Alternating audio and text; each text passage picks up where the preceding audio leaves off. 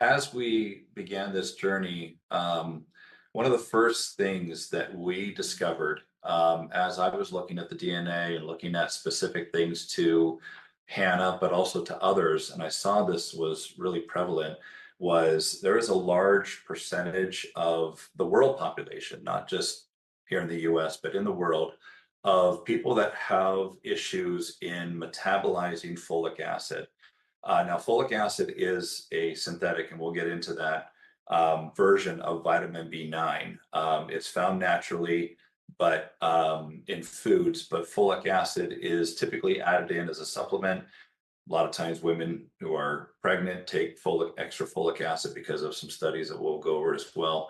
But we found that folic acid was something that affected a lot of people with these genetic problems, but it also affected people who didn't have genetic problems. We learned to figure this out. For our daughter, it was a massive disruptor. We knew from experience once we started cutting it out how profound an effect it had on her brain chemistry because of what we discussed earlier with methylation, that we're not going to dive into the science behind it, but it basically disrupted her brain chemistry as it stayed in her system for quite a while. Another thing that would cause disruptions in her brain chemistry were not just MSG, monosodium glutamate, but a wide version of free glutamates that are found naturally in a lot of foods. So that was something that actually took even longer, that we're going to show some tricks of where to find them and what to look for and all of that.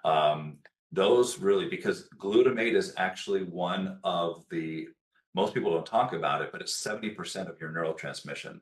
And glutamate can cause a lot of disruption in the excitability of your brain chemistry.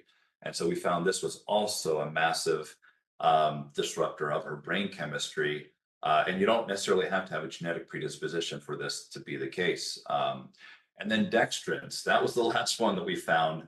Each year we got better and better and saying, okay, we're good, but can we do it better? And we found that dextrins, maltodextrin is a big one, but any dextrins, these are smaller, they're not necessarily considered sugars, but they are breakdown of starch products that are used as sweeteners.